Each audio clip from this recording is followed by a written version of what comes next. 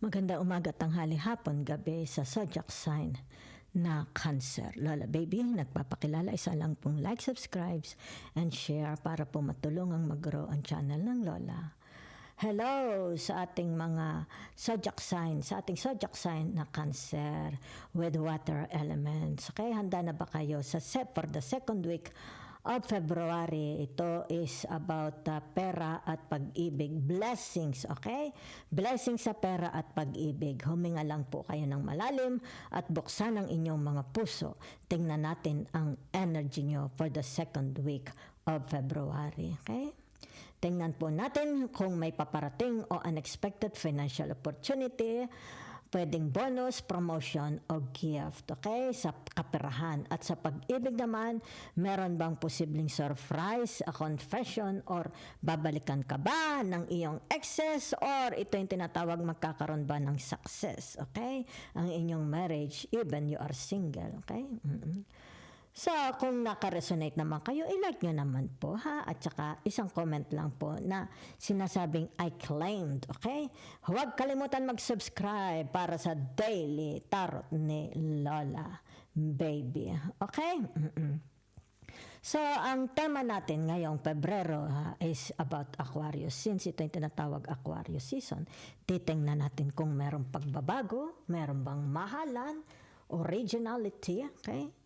Yan, mga toxic na maaalis, di ba? Yan, kung saan simulan natin ang inyong pag-ibig. Okay? Pag-ibig man to sa mag-asawa, sa magkapatid, sa magulang, di ba? Tingnan natin. Ay, teka, may lumipad. Nasaan ka? Teka, anin na natin. Frying pan. Trouble, accusation. Okay? Yan. Manifesting ito. Second week of February. Okay? Paghandaan nyo. Handshake. A meeting with a stranger could be important. Diba? Okay. So, ano pa? Lion. Time to act. Okay? Show your strength. Diba? Pakita mo who you are. Okay? Cancer. Okay? So, pag sinabi mong lion, diba? Yan o. Yan. It's like, pakita mo, galing ka, kung gaano kagaling magsalita, di ba? Promoting yourself, di ba? Yan o. Will, indecisiveness, allowing your life to rumble aimlessly. Okay? Yan. So, whatever it is, tingnan natin, ha? Gamitan natin ang tarot. Cancer. Okay, the star. Yan, sandali. So, ibig sabihin nito. Okay, yan. Magkakaroon ng handshake kung kaya man mayroong sabihin na nating, halimbawa sabihin nating magkakaroon na ng ending. There is a frying pan. Di ba? Yan.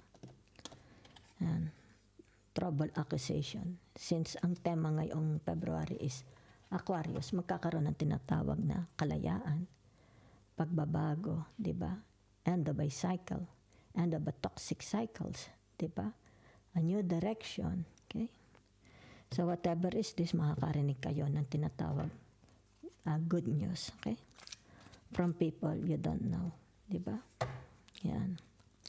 So, tingnan natin, ha? Ito ang tema, Aquarius, di ba? Okay? The Knight of Wands, di ba?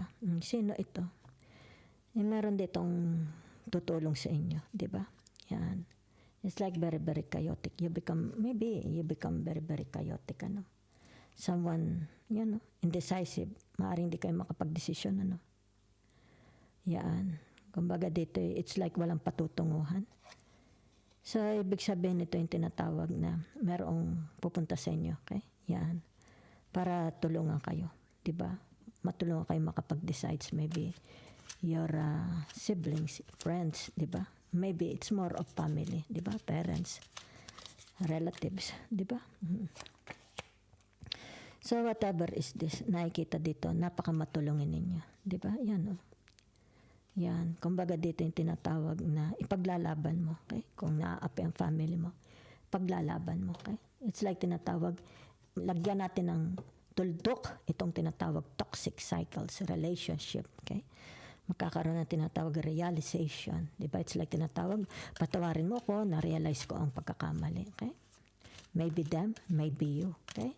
It's up to you, okay? So, meron ditong the sun, di ba? So, ibig sabihin nitong the sun na ito, problema ito sa mga anak, di ba? Yan, oh. So, maaaring sabihin na natin magkakaroon dito, okay? Baway, sabihin na natin sa mga in-laws, di ba? In-laws, mga brother and sister in-laws, parents in-laws, di ba? Yun lang ang nakikita ko. So, ibig sabihin nito yung tinatawag, the past is gone, okay? Nilalagyan nyo na ng, parang hindi nyo na makita, okay? Ano mga nangyari from the past. So, it's more about healing, di ba? Ito yung tinatawag pagbabago. Transition, okay? So, last card, ha? Naririto yung tinatawag na the Four of Cups, di ba? Okay? So, ibig sabihin nitong the Four of Cups na ito, ang tinatawag na meron kayong mga i-give up na sa buhay nyo, di ba? It's like, I better live alone. Diba? It's like you are saying, no, I don't want to get involved. Diba? Maaring dito sa tinatawag frying pan. Ayaw mo na mag-involve sa family ko sino mga hindi mo kasundo dyan. Diba? It's like, lagi siguro kayong nagkakasalubungan, diba? Maahang na salita. So, ibig sabihin nito yung tinatawag na, no, I don't want involvement. Okay? Dahil nga, ang tema is Aquarius in February for the second week of February. Okay? Maybe with your cousins, di ba? With your in-laws, siblings, parents, relatives, uncles, di ba? So, ibig sabihin nito yung tinatawag, I give up. Okay? Gusto ko ng tinatawag na separate ka na sa kanila, di ba? You want happiness. Okay? Or maybe, kakaroon ng handshake, di ba? So, let's see about your money. Cancer.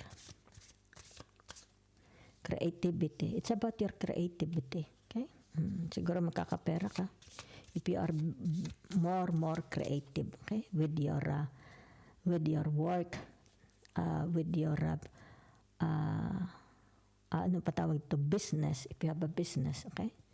So, it's about your finances, di ba? So, nasa pera at finances tayo, ha? Okay. So, ibig sabihin ng Mitchell, since this is a German words, di ba? Sandali lang, ha?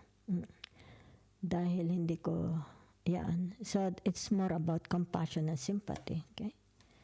Yan. Maybe, meron kayong compassion and sympathy sa inyong mga kolega, sa inyong boss. Ganon din sila. Diba? It's like, pareho lang kayong may compassion, diba? And sympathy to each other, okay? So, abshankate, it's like tinatawag, teka muna, kalungkutan ba ito, abshankate? It's like the dependency abshankate. Yun ang alam ko, ha? Sandali lang. Okay. Napapatagal. Okay? Abshankate. Okay. So, ibig sabihin nito yung tinatawag na mindfulness. Okay?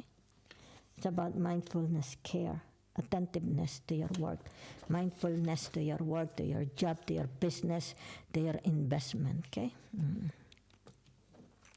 So, gamitan natin ito. Another tarot. Para sa mga cancer, money, finances. Okay? So, ibig sabihin nito, yung tinatawag na, okay? There is it's like a bad experience from your past money experience, di ba? Maybe career, finances, di ba? Business, ano pa? Investment, okay?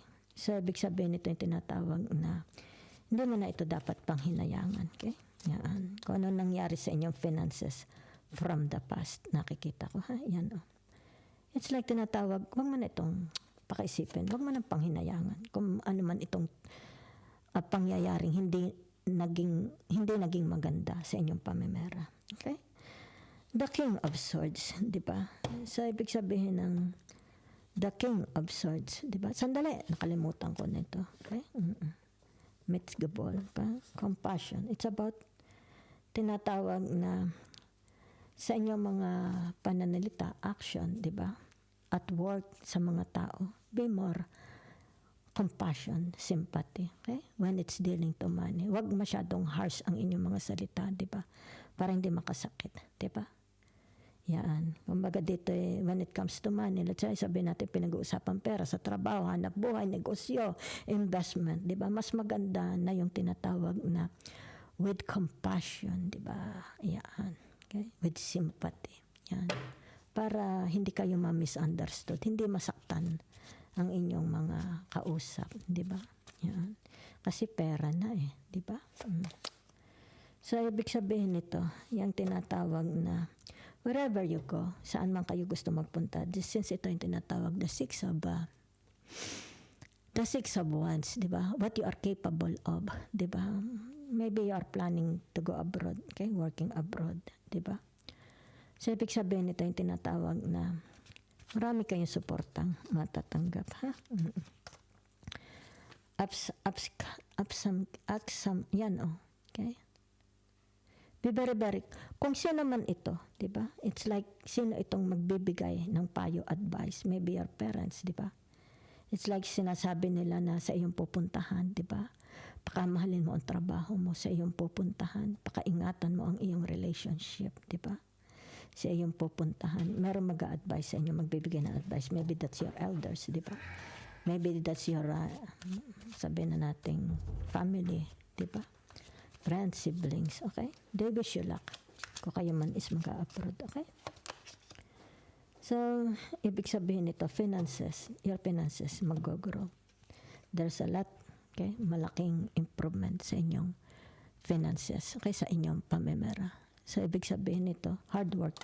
Kung ito may hard work, magkakaroon ng payoff na malaki, di ba? So for some of you, whatever is this, maybe kayo ang tinatawag na pamamahalain ng negosyo ng inyong family because there is an old person here, okay? Kayo ang magta-take over ng negosyo, ng business, ng investment, okay? Kalupaan, di ba? Yan, kayo sa inyo. Kayo ang magmamatanda. Kayo ang magmamarunong sa kaperahan ng inyong pamilya. Ito ang nakikita ko. Kaya dito, di ba? Nakikita. Yan, it's like, tuwan-tuwa sila, maybe that's your siblings, di ba? Yan, the whole family, na ikaw ang napili. There is no jealousy. So, kumbaga dito yung tinatawag, kung sino man ito, maybe that's your parents, di ba? Elders in the family. Ibig sabihin nito, yung tinatawag na, sinupin mo, di ba? Huwag mong wawaldasin. Yan, ha? Hindi naman pagkarapatan, di ba? Kundi tinatawag na pakaingatan, okay? Paandarin, di ba? It's like patakbuhin mo ng maayos, di ba? Pangalagaan, di ba? Meron ako nakikita ng dito. It's like ikaw, okay? Pangalagaan mo daw mabuti kung ano itong iiwan sa iyo, di ba? Maybe a business, a building, a land, properties, money in the bank, di ba? Investment, yan. So, ibig sabihin nito, huwag tatampalasanin. Huwag mong tatampalasanin dahil sa iyo ibibigay. Sa halip, ito is tinatawag na pagmalasakitan mo, okay?